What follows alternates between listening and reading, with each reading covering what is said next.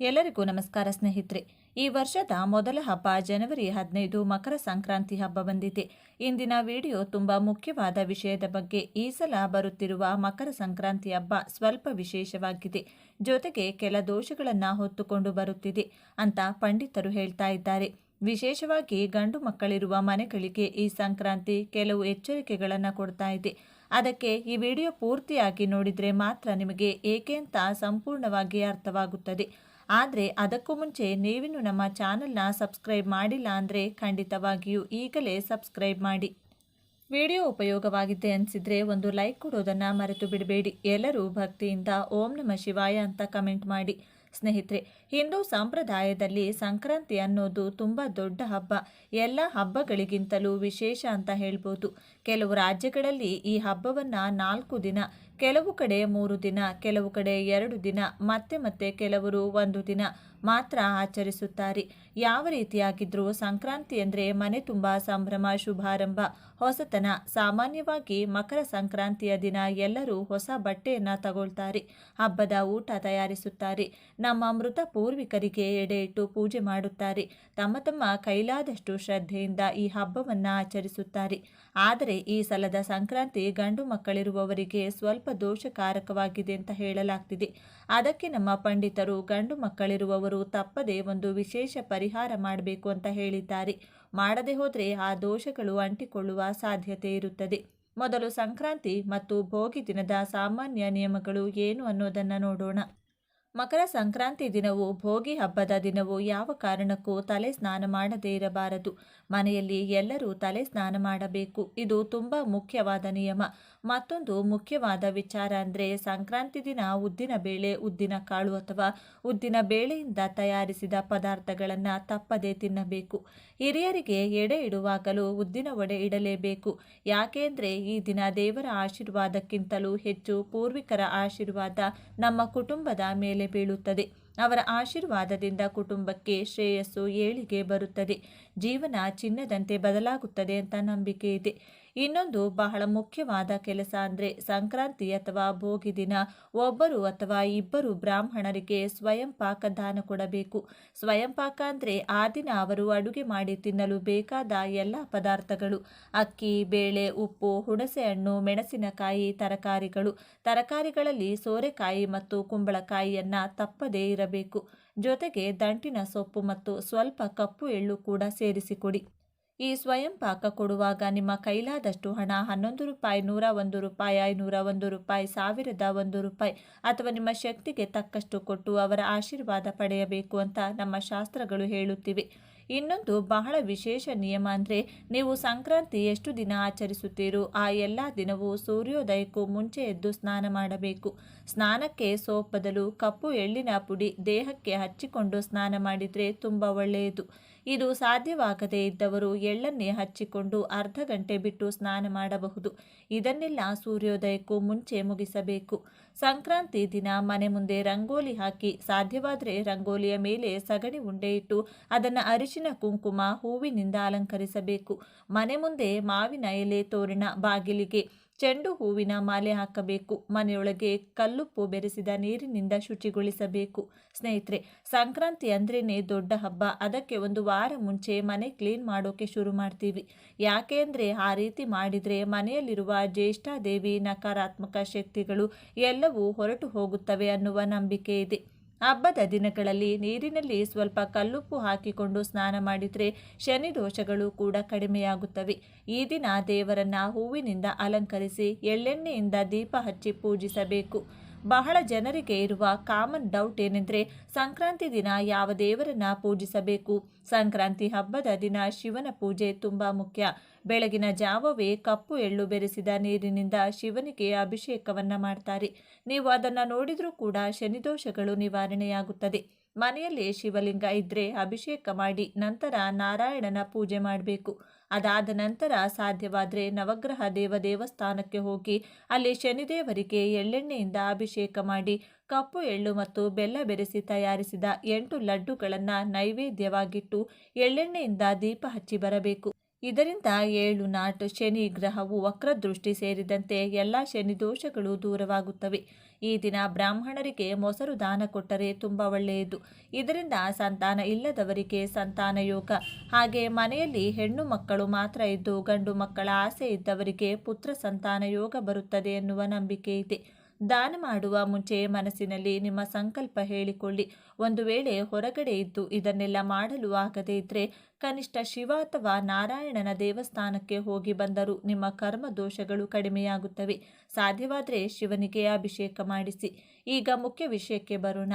ಈ ಸಂಕ್ರಾಂತಿ ಯಾಕೆ ದೋಷಗಳಿಂದ ಕೂಡಿದೆ? ಗಂಡು ಮಕ್ಕಳಿರುವವರು ಯಾವ ಪರಿಹಾರ ಮಾಡಬೇಕು? ಸ್ನೇಹಿತರೆ, ಗಂಡು ಮಕ್ಕಳು ಇರುವವರು ಈ ಪರಿಹಾರವನ್ನು ಸಂಕ್ರಾಂತಿ ದಿನ ಸಂಜೆ ಪ್ರದೋಷ ಕಾಲದಲ್ಲಿ ಅಂದರೆ ಸಂಜೆ 6ರಿಂದ ರಾತ್ರಿ 12 ಗಂಟೆಯ ಒಳಗಡೆ ತಪ್ಪದೆ ಮಾಡಬೇಕು. ಒಬ್ಬ ಮಗ ಇದ್ದರೂ ಹೆಚ್ಚು ಗಂಡು ಮಕ್ಕಳಿದ್ದರೂ ಪ್ರತಿ ಮಗುವಿಗೆ ಪ್ರತ್ಯೇಕವಾಗಿ ಮಾಡಬೇಕು. ಇದಕ್ಕೆ ಹೆಚ್ಚು ಹಣ ಖರ್ಚು ಮಾಡುವ ಅಗತ್ಯ ಇಲ್ಲ. ನಮ್ಮ ಶಾಸ್ತ್ರಗಳಲ್ಲಿ ಗಂಡು ಮಕ್ಕಳಿಗೆ ವಿಶೇಷ ಪ್ರಾಧಾನ್ಯತೆ ಇದೆ. ಇದು ಹೆಣ್ಣು ಮಕ್ಕಳನ್ನು ಕಡಿಮೆ ಮಾಡುವ ವಿಷಯ ಅಲ್ಲ. ಹೆಣ್ಣು ಮಕ್ಕಳು ಮದುವೆಯಾದ ಮೇಲೆ ಬೇರೆ ಮನೆಗೆ ಹೋಗ್ತಾರೆ. ವಂಶೋದ್ಧಾರ, ತಂದೆ ತಾಯಿಯ ಜವಾಬ್ದಾರಿ ಗಂಡು ಮಕ್ಕಳ ಮೇಲಿರುತ್ತದೆ ಅನ್ನೋ ಕಾರಣಕ್ಕೆ ಈ ಪ್ರಾಮುಖ್ಯತೆ ಅಷ್ಟೇ. ಇದು ನನ್ನ ಪರ್ಸನಲ್ ಒಪಿನಿಯನ್ ಅಲ್ಲ, ಶಾಸ್ತ್ರಗಳಲ್ಲಿರುವ ವಿಷಯ ಮಾತ್ರ. ಈ ವರ್ಷ ಬರುವ ಬಹುತೇಕ ಹಬ್ಬಗಳು ಗಂಡು ಮಕ್ಕಳಿಗೆ ಸ್ವಲ್ಪ ಕೇಡು ತರುತ್ತಿವೆ ಅಂತ ಹೇಳಲಾಗ್ತಿದೆ. ಅದಕ್ಕೆ ನಾನು ಮುಂಚೆಯೇ ಖರ್ಚೆ ಇಲ್ಲದೆ ಮನೆಯಲ್ಲಿ ಮಾಡುವ ಪರಿಹಾರ ನಿಮಗೆ ಹೇಳ್ತಾ ಇದ್ದೀನಿ. ಪರಿಹಾರ ಮಾಡುವ ದಿನ ಬೆಳಿಗ್ಗೆ ಸ್ನಾನ ಮಾಡಿದ್ರೂ ಕೂಡ ಸಂಜೆ ಮತ್ತೆ ಮಕ್ಕಳು ಸ್ನಾನ ಮಾಡಬೇಕು. ಅದರ ನಂತರ ಅವರಿಗೆ ಎಳ್ಳುಂಡೆ, ಉದ್ದಿನ ಉಂಡೆ ಅಥವಾ ಉದ್ದಿನ ವಡೆ ತಿನ್ನಿಸಬೇಕು. ಈ ಪರಿಹಾರವನ್ನು ತಾಯಿ ಮಾಡಿದರೆ ತುಂಬ ಒಳ್ಳೆ. ತಾಯಿ ಇಲ್ಲದಿದ್ದರೆ ಅಜ್ಜಿ, ಅಕ್ಕ ಅಥವಾ ಯಾವುದೇ ರಕ್ತ ಸಂಬಂಧಿ ಮಹಿಳೆ ಮಾಡಬಹುದು. ಹೆಂಡತಿ ಮಾಡಬಾರದು. ಇದು ತುಂಬ ಮುಖ್ಯ. ಪರಿಹಾರ ಮಾಡುವವರು ಮಗುವಿಗಿಂತ ವಯಸ್ಸಿನಲ್ಲಿ ಹಿರಿಯರವರಾಗಿರಬೇಕು. ಪರಿಹಾರ ಮಾಡುವ ಮಹಿಳೆ 2 ಕೈ ತುಂಬ ಕೆಂಪು ಬಳೆ ಹಾಕಿಕೊಂಡಿರಬೇಕು. ಬೇರೆ ಬಣ್ಣ, ಬೇರೆ ಕೆಂಪು ಬಣ್ಣ ದೃಷ್ಟಿ ತೆಗೆದು ಹಾಕುತ್ತದೆ, ನಕಾರಾತ್ಮಕ ಶಕ್ತಿಯನ್ನು ದೂರ ಮಾಡುತ್ತದೆ. ದೇವಿಗೆ ತುಂಬ ಪ್ರಿಯವಾದ ಬಣ್ಣ ಇದು. ಈಗ ವಿಧಾನ ನೋಡಿ. ಮೊದಲು ಮಗುವಿಗೆ ಒಂದು ಎಳ್ಳುಂಡೆ ಹಾಗೂ ಉದ್ದಿನ ವಡೆ ಅಥವಾ ಉದ್ದಿನ ಉಂಡೆ ತಿನ್ನಿಸಿ. ನಂತರ ರಾತ್ರಿ ಊಟಕ್ಕೆ ತಯಾರಿಸಿದ ಅನ್ನದಲ್ಲೇ 3 ಉಂಡೆ ಮಾಡಿ ಪಕ್ಕಕ್ಕೆ ತೆಗೆದುಕೊಳ್ಳಿ. ಪ್ರತಿ ಮಗುವಿಗೆ 3 ಉಂಡೆ ಬೇಕು. ಇಬ್ಬರು ಮಕ್ಕಳು ಅಂದರೆ 6 ಉಂಡೆ ಬೇಕು. ಆ 3 ಉಂಡೆಗಳಲ್ಲಿ ಒಂದು ಹಾಗೆ ಬಿಳಿಯಾಗಿ ಬಿಡಿ. ಒಂದಕ್ಕೆ ಅರಿಶಿನ ಬೆರೆಸಿ, ಒಂದಕ್ಕೆ ಕುಂಕುಮ ಬೆರೆಸಿ. ಇದರ ಜೊತೆಗೆ ಒಂದು ಮೊಟ್ಟೆ ತೆಗೆದುಕೊಳ್ಳಿ. ಮೊಟ್ಟೆ ನರದೃಷ್ಟಿ ತೆಗೆದುಹಾಕಲು ತುಂಬ ಶಕ್ತಿಯುತವಾಗಿದೆ. ಮೊಟ್ಟೆ ತಿನ್ನದವರು ಇನ್ನೊಂದು ಬಿಳಿ ಅನ್ನದ ಉಂಡೆ ಬಳಸಬಹುದು. ಸ್ಟೀಲ್ ಪ್ಲೇಟ್ನಲ್ಲಿ 3 ಉಂಡೆಗಳನ್ನು ತ್ರಿಕೋನದಲ್ಲಿ ಇಟ್ಟುಕೊಂಡು ಅದರ ಮೇಲೆ ಮೊಟ್ಟೆ ಇಟ್ಟು ಮೊಟ್ಟೆಗೆ ಕಾಡಿಗೆಯಿಂದ ಕ್ರಾಸ್ ಮಾರ್ಕ್ ಹಾಕಿ ನಂತರ 3 ಉಂಡೆಗಳ ಮೇಲೆ ಸ್ವಲ್ಪ ಕಪ್ಪು ಎಳ್ಳು ಹಾಕಿ ಮಗುವನ್ನು ಮನೆ ಮುಖ್ಯ ದ್ವಾರದ ಮುಂದೆ, ಗೇಟ್ ಆಚೆ ಅಲ್ಲ, ನಿಮ್ಮ ಮನೆಯ ಮುಖ್ಯ ದ್ವಾರದ ಮುಂದೆ ಪೂರ್ವದ ಕಡೆ ಮುಖ ಮಾಡಿ ಕೂರಿಸಿ ತಟ್ಟೆಯನ್ನು ಮಗುವಿನ ತಲೆಯಿಂದ ಕಾಲಿನವರೆಗೂ 3 ಬಾರಿ, ಎಡಗಡೆ 3 ಬಾರಿ, ಬಲಗಡೆ ತಿರುಗಿಸಿ ನಂತರ ಅದನ್ನು ಯಾರೂ ತುಳಿಯದ ಗಿಡಗಳಿರುವ ಜಾಗದಲ್ಲಿ ನಿಧಾನವಾಗಿ ಇಟ್ಟು ಬನ್ನಿ. ಮೊಟ್ಟೆ ಒಡೆಯಬಾರದು. ಇಟ್ಟ ನಂತರ ಹಿಂದಿರುಗಿ ನೋಡದೆ ಮನೆಗೆ ಬನ್ನಿ. ಮನೆಗೆ ಬರುವ ಮುಂಚೆ ಕೈಕಾಲು ಮುಖ ತೊಳೆಯಬೇಕು. ಮಗು ಕೂಡ ಹಾಗೆ ಮಾಡಬೇಕು. ಒಳಗೆ ಹೋಗಿ ಬಟ್ಟೆ ಬದಲಾಯಿಸಿ ಸ್ನಾನ ಮಾಡಿದರೆ ಇನ್ನೂ ಒಳ್ಳೆಯದು. ನಂತರ ಮಗುವಿಗೆ 1 ಚಮಚ ಮೊಸರು ತಿನ್ನಿಸಿ. ಈ ರೀತಿ ಮಾಡಿದರೆ ಗಂಡು ಮಕ್ಕಳಿಗೆ ಬರುವ ದೋಷಗಳು ಸಂಪೂರ್ಣವಾಗಿ ನಿವಾರಣೆಯಾಗುತ್ತದೆ. ಈ ದಿನ ನೀರಿನಲ್ಲಿ ಕುಂಕುಮವನ್ನು ಬೆರೆಸಿ ಹೀಗೆ ಮಾಡಿದರೆ ಸಾಕು, ಹಣ ಬರುತ್ತಲೇ ಇರುತ್ತದೆ. ಲಕ್ಷ್ಮೀದೇವಿಯ ಅನುಗ್ರಹದಿಂದ ಎಲ್ಲ ಸಮಸ್ಯೆಗಳು ದೂರವಾಗುತ್ತವೆ. ಹಣದ ಗಳಿಕೆ ವಿಪರೀತವಾಗಿ ಹೆಚ್ಚಾಗುತ್ತದೆ. ಪ್ರತಿಯೊಬ್ಬ ಮನುಷ್ಯನ ಜೀವನದಲ್ಲಿ ಯಾವುದಾದರೂ ಒಂದು ಸಮಸ್ಯೆ ಇದ್ದೇ ಇರುತ್ತದೆ. ಮುಖ್ಯವಾಗಿ ಈ ದಿನಗಳಲ್ಲಿ ಅನೇಕ ಜನರನ್ನು ಕಾಡುತ್ತಿರುವ ಪ್ರಮುಖ ಸಮಸ್ಯೆ ಆರ್ಥಿಕ ತೊಂದರೆಗಳು. ಎಷ್ಟೇ ಸಂಪಾದಿಸಿದರೂ ಕೈಯಲ್ಲಿ ಹಣ ನಿಲ್ಲದಿರುವುದು, ಬಂದ ಹಣ ಬಂದಂತೆಯೇ ಖರ್ಚಾಗಿ ಹೋಗುವುದು, ಸಾಲದ ಬಾಧೆಗಳು ಹೆಚ್ಚಾಗುವುದನ್ನು ನಾವು ನೋಡುತ್ತೇವೆ. ಆದರೆ ಇಂತಹ ಎಲ್ಲ ಸಮಸ್ಯೆಗಳಿಗೆ ಕಡಿವಾಣ ಹಾಕಿ ನಮ್ಮ ಮನೆಯಲ್ಲಿ ಲಕ್ಷ್ಮೀದೇವಿ ಸ್ಥಿರ ನಿವಾಸವನ್ನು ಏರ್ಪಡಿಸುವಂತೆ ಮಾಡಲು ಈ ದಿನ ಮಾಡುವ ಈ ಸಣ್ಣ ಪರಿಹಾರ ರಾಮಬಾಣದಂತೆ ಕೆಲಸ ಮಾಡುತ್ತದೆ. ನೀರಿನಲ್ಲಿ ಕುಂಕುಮ ಬೆರೆಸಿ ಮಾಡುವ ಈ ಸಣ್ಣ ಕೆಲಸ ನಿಮ್ಮ ಹಣೆಬರವನ್ನು ಬದಲಾಯಿಸುತ್ತದೆ, ನಿಮ್ಮ ಕಷ್ಟಗಳನ್ನು ನಿವಾರಿಸುತ್ತದೆ. ಈ ಸಣ್ಣ ಪರಿಹಾರದಿಂದ ನಿಮ್ಮ ಜೀವನ ಅದ್ಭುತವಾಗಿ ಬದಲಾಗುತ್ತದೆ. ಹಾಗಾದರೆ ಈ ದಿನ ನೀರಿನಲ್ಲಿ ಕುಂಕುಮ ಬೆರೆಸಿ ಏನು ಮಾಡಿದರೆ ಹಣ ಬರುತ್ತದೆ ಎಂಬುದನ್ನು ಈಗ ನಾವು ಈ ವಿಡಿಯೋದಲ್ಲಿ ವಿವರವಾಗಿ ತಿಳಿದುಕೊಳ್ಳೋಣ. ಸ್ನೇಹಿತರೆ, ವಿಡಿಯೋವನ್ನು ಸ್ಕಿಪ್ ಮಾಡದೆ ಕೊನೆವರೆಗೂ ನೋಡಿ. ಸ್ಕಿಪ್ ಮಾಡುತ್ತಾ ನೋಡಿದರೆ ನಿಮಗೆ ಏನೂ ಅರ್ಥವಾಗೋಲ್ಲ. ಆದ್ದರಿಂದ ಕೊನೆಯವರೆಗೂ ಶ್ರದ್ಧೆಯಿಂದ ನೋಡಿ. ಮೊದಲಿಗೆ ಕಮೆಂಟ್ ಬಾಕ್ಸ್ನಲ್ಲಿ ಓಂ ಶ್ರೀ ಆಂಜನೇಯಾಯ ನಮಃ ಎಂದು ಕಮೆಂಟ್ ಮಾಡಿ. ಅಲ್ಲದೆ ಈ ವಿಡಿಯೋಗೆ ಒಂದು ಲೈಕ್ ಮಾಡಿ, ನಮ್ಮ ಚಾನೆಲ್ನ ಸಹ ಸಬ್ಸ್ಕ್ರೈಬ್ ಮಾಡಿಕೊಂಡು ನಮಗೆ ಬೆಂಬಲವನ್ನು ನೀಡಿ. ಈಗ ನಾವು ಮುಖ್ಯವಾಗಿ ವಿಷಯಕ್ಕೆ ಬರೋಣ. ಆರ್ಥಿಕ ಸಮಸ್ಯೆಗಳಿಂದ ಬಳಲುತ್ತಿರುವವರು, ಸಾಲದ ಸುಳಿಯಲ್ಲಿ ಸಿಲುಕಿರುವವರು, ಮನೆಯಲ್ಲಿ ಶಾಂತಿ ಇಲ್ಲದವರು ಸಂಜೆ ಖಂಡಿತ ಮಾಡಬೇಕಾದ ಅದ್ಭುತ ಪರಿಹಾರ ಈ ಪರಿಹಾರವನ್ನು ಮಾಡಲು ಸಮಯ ಬಹಳ ಮುಖ್ಯ. ಸಂಜೆ 6ರಿಂದ 7ರ ನಡುವೆ ಮಾತ್ರ ಪರಿಹಾರವನ್ನು ಮಾಡಬೇಕು. ಏಕೆಂದರೆ ಈ ಸಮಯದಲ್ಲಿ ವಿಶ್ವದಲ್ಲಿರುವ ಸಕಾರಾತ್ಮಕ ತರಂಗಗಳು ಮತ್ತು ಗ್ರಹ ಸ್ಥಿತಿಗಳು ನಾವು ಮಾಡುವ ಸಂಕಲ್ಪಕ್ಕೆ ಬಲವನ್ನು ನೀಡುತ್ತವೆ. ಈ ಸಮಯ ಕಳೆದ ನಂತರ ಮಾಡಿದರೆ ಫಲಿತಾಂಶ ಸಿಗದಿರಬಹುದು. ಆದ್ದರಿಂದ ಸಮಯವನ್ನು ಎಚ್ಚರಿಕೆಯಿಂದ ನೆನಪಿಟ್ಟುಕೊಳ್ಳಿ. ಈ ಪರಿಹಾರವನ್ನು ಮಾಡಲು ಬೇಕಾದ ವಸ್ತುಗಳು ಸಹ ನಮ್ಮ ಮನೆಯಲ್ಲಿಯೇ ಸಿಗುವಂತಹವು. ಹೊರಗಿನಿಂದ ವಿಶೇಷವಾಗಿ ಏನನ್ನೂ ಖರೀದಿಸುವ ಅಗತ್ಯವಿಲ್ಲ. ಮೊದಲಿಗೆ ಈ ಸಮಯವಾದ ತಕ್ಷಣ ನಿಮ್ಮ ಕೈಕಾಲುಗಳನ್ನು ಸ್ವಚ್ಛವಾಗಿ ತೊಳೆದು ದೇವರ ಕೋಣೆಯಲ್ಲಿ ದೀಪವನ್ನು ಹಚ್ಚಿ ನಂತರ ಅಡುಗೆ ಮನೆಗೆ ಹೋಗಿ ಅಲ್ಲಿ ಒಂದು ಗಾಜಿನ ಲೋಟ ಅಥವಾ ಸ್ಟೀಲ್ ಲೋಟವನ್ನು ತೆಗೆದುಕೊಳ್ಳಿ. ಪ್ಲಾಸ್ಟಿಕ್ ಲೋಟಗಳನ್ನು ಬಳಸಬಾರದು. ಆ ಲೋಟದಲ್ಲಿ ಅರ್ಧದಷ್ಟು ಶುದ್ಧ ನೀರನ್ನು ಸುರಿಯಿರಿ. ನೀರು ಶಕ್ತಿಯನ್ನು ಹೀರಿಕೊಳ್ಳುವ ಗುಣವನ್ನು ಹೊಂದಿದೆ. ಈಗ ಆ ನೀರಿಗೆ 12 ಚಮಚ ಕುಂಕುಮವನ್ನು ಹಾಕಿ, ನಾವು ಪ್ರತಿದಿನ ಪೂಜೆಗೆ ಬಳಸುವ ಉತ್ತಮ ಕುಂಕುಮವನ್ನು ಬಳಸಿ. ಕುಂಕುಮ ಹಾಕಿದ ನಂತರ ಆ ನೀರನ್ನು ಚೆನ್ನಾಗಿ ಮಿಶ್ರಣ ಮಾಡಿ. ಈಗ ಆ ನೀರು ಕೆಂಪಾಗುತ್ತದೆ. ಈ ಕೆಂಪು ಬಣ್ಣವು ಶಕ್ತಿ ಮತ್ತು ವಿಜಯದ ಸಂಕೇತವಾಗಿದೆ. ನಂತರ ಆ ಕುಂಕುಮದ ನೀರಿಗೆ ಸ್ವಲ್ಪ ಜೀರಿಗೆಯನ್ನು ಹಾಕಿ, ಅಡುಗೆಯಲ್ಲಿ ಬಳಸುವ ಸಾಮಾನ್ಯ ಜೀರಿಗೆ ಸಾಕು. ನಂತರ ಅದಕ್ಕೆ ಸ್ವಲ್ಪ ಉಪ್ಪನ್ನು ಸಹ ಹಾಕಿದರೆ ಇನ್ನೂ ಒಳ್ಳೆಯದು. ಇಲ್ಲದಿದ್ದರೆ ಸ್ವಲ್ಪ ಹಾಕಿದರೂ ಪರವಾಗಿಲ್ಲ. ಕೊನೆಯದಾಗಿ ಒಂದು ಚಿಟಿಕೆ ಅರಿಶಿನ ಕೂಡ ಆ ನೀರಿನಲ್ಲಿ ಬೆರೆಸಬೇಕು. ಈಗ ನಮ್ಮ ಪರಿಹಾರಕ್ಕೆ ಬೇಕಾದ ಶಕ್ತಿಶಾಲಿ ಕುಂಕುಮ ನೀರು ತಯಾರಾಗಿದೆ. ಹೀಗೆ ತಯಾರಿಸಿದ ಈ ಕೆಂಪು ನೀರನ್ನು ಎಚ್ಚರಿಕೆಯಿಂದ ತೆಗೆದುಕೊಂಡು ನಿಮ್ಮ ಮನೆಯ ಅಡುಗೆ ಮನೆಯಲ್ಲಿ ಗ್ಯಾಸ್ ಸ್ಟವ್ ಬಳಿಗೆ ಹೋಗಿ ಅಲ್ಲಿ ಗ್ಯಾಸ್ನ ಎಡಭಾಗದಲ್ಲಿ ಈ ಗ್ಲಾಸನ್ನು ಇಡಬೇಕು. ಏಕೆ ಎಡಭಾಗದಲ್ಲಿ ಇಡಬೇಕು ಎಂದರೆ ವಾಸ್ತು ಮತ್ತು ಶಕ್ತಿ ಇದು ಬಹಳ ವಿಶೇಷವಾದದ್ದು. ಅಲ್ಲಿ ಗ್ಲಾಸ್ ಇಟ್ಟ ನಂತರ ನೀವು ಅಲ್ಲೇ ನಿಂತು 2 ಕೈಗಳನ್ನು ಜೋಡಿಸಿ ಕಣ್ಣು ಮುಚ್ಚಿಕೊಳ್ಳಿ. ಈಗ ನಿಮ್ಮ ಮನಸ್ಸಿನಲ್ಲಿರುವ ಆಸೆ ಅಥವಾ ಸಮಸ್ಯೆಯನ್ನು ಸಂಕಲ್ಪದ ರೂಪದಲ್ಲಿ ಹೇಳಿಕೊಳ್ಬೇಕು.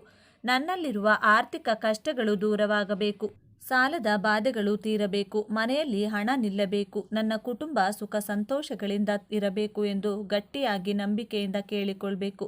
ನಿಮ್ಮ ಸಂಕಲ್ಪ ಎಷ್ಟು ಬಲವಾಗಿದೆಯೋ ಅಷ್ಟು ಬೇಗ ಫಲಿತಾಂಶ ಬರುತ್ತದೆ. ಹೀಗೆ ಪ್ರಾರ್ಥಿಸಿದ ನಂತರ ಆ ಗ್ಲಾಸನ್ನು ಅಲ್ಲೇ ಬಿಟ್ಟು ಬಿಡಿ. ಆ ರಾತ್ರಿಯೆಲ್ಲ ಗ್ಲಾಸ್ ಅಲ್ಲಿಯೇ ಇರಬೇಕು. ತಪ್ಪಿಯೂ ಅದನ್ನು ಕದಲಿಸುವುದು ಅಥವಾ ನೀರನ್ನು ಕೆಳಗೆ ಚೆಲ್ಲುವುದನ್ನು ಮಾಡಬಾರದು. ಅಡುಗೆ ಮಾಡುವಾಗಲೂ ಆ ಗ್ಲಾಸ್ಗೆ ಏನೂ ತಾಗದಂತೆ ನೋಡಿಕೊಳ್ಳಿ. ಮರುದಿನ ಬೆಳಿಗ್ಗೆ ಎದ್ದ ನಂತರ ಸ್ನಾನ ಮಾಡಿ ಆ ಗ್ಲಾಸ್ನಲ್ಲಿರುವ ನೀರನ್ನು ತೆಗೆದುಕೊಂಡು ಮನೆಯ ಹೊರಗಿರುವ ಯಾವುದಾದರೂ ಕಸದ ಗಿಡದ ಬುಡದಲ್ಲಿ ಅಥವಾ ಯಾರೂ ತುಳಿಯದ ಪ್ರದೇಶದಲ್ಲಿ ಸುರಿಯಬೇಕು. ನೆನಪಿಡಿ, ಈ ನೀರನ್ನು ತುಳಸಿ ಗಿಡಗಳಿಗೆ ಮಾತ್ರ ಅಪ್ಪಿತಪ್ಪಿಯೂ ಸುರಿಯಬಾರದು. ಹಾಗೆಯೇ ಹೂವಿನ ಗಿಡಗಳಿಗೂ ಸುರಿಯದೆ ಯಾವುದಾದರೂ ಕಸದ ಗಿಡಗಳಿಗೆ ಸುರಿಯುವುದು ಉತ್ತಮ. ಏಕೆಂದರೆ ಈ ನೀರು ಮನೆಯಲ್ಲಿರುವ ನಕಾರಾತ್ಮಕ ಶಕ್ತಿ ಮತ್ತು ದಾರಿದ್ರ್ಯವನ್ನು ಹೀರಿಕೊಂಡಿರುತ್ತದೆ. ಇದನ್ನು ತುಳಸಿಯಂತಹ ಪವಿತ್ರ ಗಿಡಗಳಿಂದ ದೂರವಿಡಿ. ಗ್ಲಾಸನ್ನು ಸ್ವಚ್ಛವಾಗಿ ತೊಳೆದು ಎಂದಿನಂತೆ ಬಳಸಬಹುದು. ಹೀಗೆ ಮಾಡಿದರೆ ಸಾಕು ಎಂದರೆ ಇಲ್ಲ. ಯಾವುದೇ ಒಂದು ಕೆಲಸ ಫಲಿತಾಂಶ ನೀಡಬೇಕಾದರೆ ಅದಕ್ಕೆ ಸ್ವಲ್ಪ ಸಮಯ ಮತ್ತು ಸ್ಥಿರತೆ ಬೇಕು. ಅದಕ್ಕಾಗಿಯೇ ಪರಿಹಾರವನ್ನು ಸತತವಾಗಿ 5 ಕಾಲ ಮಾಡಬೇಕು. ಮಧ್ಯದಲ್ಲಿ ಮಹಿಳೆಯರಿಗೆ ಮುಟ್ಟಾದರೆ ಈ ವಾರ ನಿಲ್ಲಿಸಿ ಮುಂದಿನ ವಾರ ಮುಂದುವರಿಸಬಹುದು. ಹೀಗೆ 5 ವಾರಗಳು ಪೂರ್ಣಗೊಳ್ಳುವ ಹೊತ್ತಿಗೆ ನಿಮ್ಮ ಆರ್ಥಿಕ ಪರಿಸ್ಥಿತಿಯಲ್ಲಿ ಖಚಿತವಾದ ಬದಲಾವಣೆಗಳನ್ನು ನೀವು ಗಮನಿಸುತ್ತೀರಿ. ವಾಸ್ತವವಾಗಿ ಈ ವಸ್ತುಗಳನ್ನು ಏಕೆ ಬಳಸಬೇಕು, ಇದರಲ್ಲಿರುವ ರಹಸ್ಯವೇನು ಎಂದು ನಿಮಗೆ ಸಂದೇಹ ಬರಬಹುದು. ಅದಕ್ಕೂ ಒಂದು ಬಲವಾದ ಕಾರಣವಿದೆ. ನಾವು ಈ ಪರಿಹಾರದಲ್ಲಿ ಬಳಸಿದ ಪ್ರತಿಯೊಂದು ವಸ್ತುವಿಗೂ ಒಂದು ವಿಶಿಷ್ಟ ಶಕ್ತಿ ಇದೆ. ಮೊದಲಿಗೆ ನೀರಿಗೆ ಜ್ಞಾಪಕ ಶಕ್ತಿ ಇರುತ್ತದೆ. ಇದು ನಮ್ಮ ಸಂಕಲ್ಪವನ್ನು ಗ್ರಹಿಸುತ್ತದೆ. ಅದಕ್ಕಾಗಿಯೇ ಪೂಜೆಗಳಾದ ನೀರನ್ನು ಕಲಶದ ರೂಪದಲ್ಲಿ ಇಡುತ್ತೇವೆ. ಕುಂಕುಮದ ವಿಷಯಕ್ಕೆ ಎಂದರೆ ಇದು ಸಾಕ್ಷಾತ್ ಅಮ್ಮನವರ ಸ್ವರೂಪ. ಕುಂಕುಮ ಎಂದರೆ ಮಂಗಳಕರ. ಇದು ಕುಜನಿಗೆ ಸಂಬಂಧಿಸಿದ ಬಣ್ಣದಲ್ಲಿರುವುದರಿಂದ ಕುಜ ದೋಷಗಳನ್ನು ನಿವಾರಿಸಿ ಧೈರ್ಯ, ವಿಜಯವನ್ನು ನೀಡುತ್ತದೆ. ಆರ್ಥಿಕ ಸಮಸ್ಯೆಗಳನ್ನು ಜಯಿಸಲು ಬೇಕಾದ ಶಕ್ತಿಯನ್ನು ಕುಂಕುಮ ಪ್ರಸಾದಿಸುತ್ತದೆ. ಇನ್ನು ಉಪ್ಪು, ಆಧ್ಯಾತ್ಮಿಕವಾಗಿ ಉಪ್ಪು ಲಕ್ಷ್ಮಿಯ ಸ್ವರೂಪ. ಸಮುದ್ರ ಗರ್ಭದಿಂದ ಹುಟ್ಟಿದೆ. ಆದ್ದರಿಂದ ಇದು ನಕಾರಾತ್ಮಕ ಶಕ್ತಿಯನ್ನು ಅಂದರೆ ನಮ್ಮ ಸುತ್ತಲಿರುವ ಕೆಟ್ಟ ದೃಷ್ಟಿ, ನರದೋಷವನ್ನು ಹೀರಿಕೊಳ್ಳುವ ಅದ್ಭುತ ಶಕ್ತಿಯನ್ನು ಹೊಂದಿದೆ. ಹೆಚ್ಚಿನ ಜನರು ದೃಷ್ಟಿ ತೆಗೆಯಲು ಉಪ್ಪನ್ನು ಬಳಸಲು ಇದೇ ಕಾರಣ. ಈ ನೀರಿನಲ್ಲಿ ಉಪ್ಪು ಹಾಕೋದ್ರಿಂದ ನಿಮ್ಮ ಮನೆಯ ಮೇಲೆ, ನಿಮ್ಮ ಕುಟುಂಬದ ಮೇಲೆ ಇರುವ ನರದೃಷ್ಟಿ, ಕೆಟ್ಟು ದೃಷ್ಟಿಗಳು ಎಲ್ಲವೂ ದೂರವಾಗುತ್ತದೆ. ನಂತರ ನಾವು ಬಳಸಿದ್ದು ಜೀರಿಗೆ. ಅನೇಕರಿಗೆ ಗೊತ್ತಿಲ್ಲದ ವಿಷಯವೆಂದರೆ ಜೀರಿಗೆ ಹಣವನ್ನು ಆಕರ್ಷಿಸುವಲ್ಲಿ ಅದ್ಭುತವಾಗಿ ಕೆಲಸ ಮಾಡುತ್ತದೆ. ಪ್ರಾಚೀನ ಕಾಲದಿಂದಲೂ ತತ್ವಶಾಸ್ತ್ರದಲ್ಲಿ ಧನಕೃಷ್ಣಕ್ಕೆ ಜೀರಿಗೆಯನ್ನು ಬಳಸುತ್ತಾರೆ. ಇದು ಅಡೆತಡೆಗಳನ್ನು ನಿವಾರಿಸಿ ಕೆಲಸಗಳು ಸುಲಭವಾಗಿ ನಡೆಯುವಂತೆ ಮಾಡುತ್ತದೆ. ಇನ್ನು ಕೊನೆಯದಾಗಿ ಅರಿಶಿನ. ಗುರುಗ್ರಹಕ್ಕೆ ಸಂಕೇತ. ಗುರುಕಾರಕ ಅರಿಶಿನ ಎಲ್ಲಿದೆಯೋ ಅಲ್ಲಿ ಶುಭವಾಗುತ್ತದೆ. ಅರಿಶಿನ ಕೀಟನಾಶಕವಾಗಿ ಹೇಗೆ ಕೆಲಸ ಮಾಡುತ್ತದೆಯೋ ಹಾಗೆಯೇ ನಮ್ಮ ಜೀವನದಲ್ಲಿರುವ ಕಷ್ಟಗಳನ್ನು ಸಹ ದೂರ ಮಾಡುತ್ತದೆ. ಹೀಗೆ ಈ 4 ವಸ್ತುಗಳು, ಕುಂಕುಮ, ಉಪ್ಪು, ಜೀರಿಗೆ, ಅರಿಶಿನವನ್ನು ಬೆರೆಸಿದಾಗ ಒಂದು ಅದ್ಭುತವಾದ ಸಕಾರಾತ್ಮಕ ಶಕ್ತಿ ಉತ್ಪತ್ತಿಯಾಗುತ್ತದೆ. ಈ ಮಿಶ್ರಣವನ್ನು ನಾವು ಅಗ್ನಿ ನಿಲಯವಾದ ಅಡುಗೆ ಮನೆಯಲ್ಲಿ ಅಗ್ನಿಹೋತ್ರದ ಪಕ್ಕದಲ್ಲಿಡೋದ್ರಿಂದ ಆ ಶಕ್ತಿ ಹೆಚ್ಚಾಗಿ ಅಡುಗೆ ಮನೆ ಅನ್ನಪೂರ್ಣ ದೇವಿಯ ಸ್ಥಾನ. ಅಲ್ಲಿ ನಾವು ನಮ್ಮ ಆಸೆಯನ್ನು ಹೇಳಿಕೊಳ್ಳೋದ್ರಿಂದ ಅಮ್ಮನ ಆಶೀರ್ವಾದ ನಮಗೆ ಸಿಗುತ್ತದೆ. ಅನೇಕ ಜನರು ಎಷ್ಟೇ ಪೂಜೆಗಳನ್ನು ಮಾಡಿದ್ರು, ಎಷ್ಟೇ ಪರಿಹಾರಗಳನ್ನು ಮಾಡಿದ್ರೂ ಫಲ ಸಿಗುತ್ತಿಲ್ಲ ಎಂದು ದುಃಖ ಪಡುತ್ತಾರೆ. ಅದಕ್ಕೆ ಮುಖ್ಯ ಕಾರಣ ನಂಬಿಕೆ ಇಲ್ಲದಿರುವುದು. ಪರಿಹಾರ ಮಾಡಿದರೆ ಇದು ನನ್ನ ಕಷ್ಟಗಳನ್ನು ಖಂಡಿತವಾಗಿಯೂ ನಿವಾರಿಸುತ್ತದೆ ಎಂಬ ಪೂರ್ಣ ನಂಬಿಕೆಯಿಂದ ಮಾಡಬೇಕು. ಏನೋ ಮಾಡಿದ್ದೇವೆ ಎಂದು ಅಂದುಕೊಳ್ಳದೆ ಭಕ್ತಿ ಮತ್ತು ಶ್ರದ್ಧೆಯಿಂದ ಮಾಡಿದರೆ ಮಾತ್ರ ಫಲ ಸಿಗುತ್ತದೆ. ಈ 5 ವಾರಗಳ ಕಾಲ ನೀವು ಈ ಸಣ್ಣ ಕೆಲಸವನ್ನು ಮಾಡುತ್ತಲೇ ನಿಮ್ಮ ಪ್ರಯತ್ನವನ್ನು ನೀವು ಮಾಡುತ್ತಿರಬೇಕು. ದೇವರು ನಮಗೆ ದಾರಿ ತೋರಿಸುತ್ತಾನೆ, ಅವಕಾಶಗಳನ್ನು ನೀಡುತ್ತಾನೆ. ಅವುಗಳನ್ನು ನಾವು ಬಳಸಿಕೊಳ್ಳಬೇಕು. ಈ ಪರಿಹಾರವನ್ನು ಮಾಡಲು ಪ್ರಾರಂಭಿಸಿದ ನಂತರ ಅನಗತ್ಯ ವೆಚ್ಚಗಳು ಕಡಿಮೆಯಾಗುತ್ತವೆ, ಬರಬೇಕಾದ ಬಾಕಿಗಳು ವಸೂಲಾಗುತ್ತವೆ ಮತ್ತು ವೃತ್ತಿ ಮತ್ತು ವ್ಯವಹಾರಗಳಲ್ಲಿ ಲಾಭಗಳು ಬರುತ್ತವೆ. ಅದೇ ರೀತಿ ಮನೆಯಲ್ಲಿರುವ ಅಶಾಂತಿ ದೂರವಾಗಿ ಕುಟುಂಬ ಸದಸ್ಯರ ನಡುವೆ ಸಾಮರಸ್ಯ ಹೆಚ್ಚಾಗುತ್ತದೆ. ಮುಖ್ಯವಾಗಿ ನೆನಪಿಡಬೇಕಾದ ವಿಷಯವೆಂದರೆ ನಾವು ಎಷ್ಟು ಸಂಪಾದಿಸಿದ್ದೇವೆ ಎಂಬುದು ಮುಖ್ಯವಲ್ಲ, ಎಷ್ಟು ಉಳಿತಾಯ ಮಾಡಿದ್ದೇವೆ, ಎಷ್ಟು ಶಾಂತವಾಗಿದ್ದೇವೆ ಎಂಬುದು ಮುಖ್ಯ. ಈ ಪರಿಹಾರವು ಮನೆಯಲ್ಲಿರುವ ನಕಾರಾತ್ಮಕ ಕಂಪನಗಳನ್ನು ತೆಗೆದುಹಾಕಿ ಸಕಾರಾತ್ಮಕ ಕಂಪನಗಳನ್ನು ತುಂಬುತ್ತದೆ. ಮನೆಯಲ್ಲಿ ಸಕಾರಾತ್ಮಕ ವಾತಾವರಣವಿದ್ದಾಗ ಆಗ ಲಕ್ಷ್ಮೀದೇವಿ ಆಕರ್ಷಿತಳಾಗುತ್ತಾಳೆ. ಕೆಲಸವನ್ನು ಶ್ರದ್ಧೆಯಿಂದ ಮಾಡಿ, ನಿಮ್ಮ ಕಷ್ಟಗಳು ಕಣ್ಣೀರಾಗಿ ಕರಗಿ ಹೋಗುತ್ತವೆ. ಈ ಒಂದು ವಿಶೇಷ ಮಾಹಿತಿ ನಿಮಗೆ ಇಷ್ಟವಾದರೆ ತಪ್ಪದೆ ಜೈ ಸುಬ್ರಹ್ಮಣ್ಯ ಸ್ವಾಮಿ, ಜೈ ಲಕ್ಷ್ಮೀ ನರಸಿಂಹಸ್ವಾಮಿ ಅಂತ ಬರೆದು ಈ ವಿಡಿಯೋವನ್ನು ಎಲ್ಲರಿಗೂ ಶೇರ್ ಮಾಡಿ. ಮುಂದಿನ ಬಾರಿ ಮತ್ತೊಂದು ವಿಶೇಷ ದೈವ ಮಾಹಿತಿಯೊಂದಿಗೆ ಚಾನೆಲ್ ಮೂಲಕ ಭೇಟಿಯಾಗೋಣ. ಧನ್ಯವಾದಗಳು.